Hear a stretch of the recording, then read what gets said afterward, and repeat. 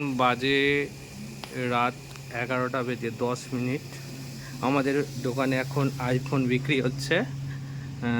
তো আইফোনের এই প্রথম আমাদের দোকানে এখন আইফোন এই প্রথম বিক্রি হচ্ছে। আর কি বলবো, ভালো লাগছে। সবচেয়ে বড় কথা, প্রথম আইফোন বিক্রি হচ্ছে তো আমাদের শুধু ভালো লাগছে, আর কিছুই বলার নেই। জাস্ট কারণ এই প্রথমবার আইফোনে বগ্নি হচ্ছে আমাদের। আর তাও হয়েছে আমাদের এটা আইডিএফসি থেকে, এই সরি হোম ক্রেডিট থেকে। বলতে ভুল করেছি, মানুষ তো ঠিক বুঝবে।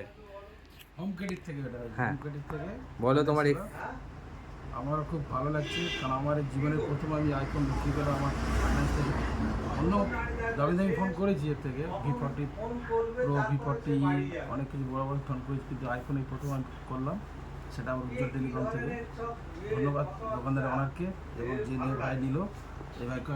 বলো, তুমি কিছু বলো। ধন্যবাদ। তোমার বাড়ি কোথায় বলো? আমার বাড়ি পিত্তলায়। ভালো করে বলো, একটু খুলে খালে বলো না, কি করছো? পিত্তলায়।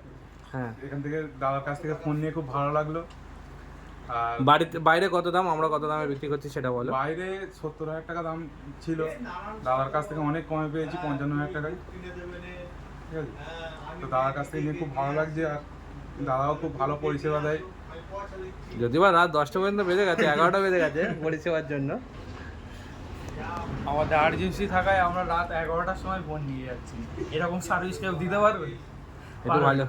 আর্জেন্সি অনুযায়ী সবচেয়ে ভালো বলেছি, কথা, সবসময় আমার আমাদের এই ভাইটা অনেক দূর থেকে আসে, সব সময় আসে।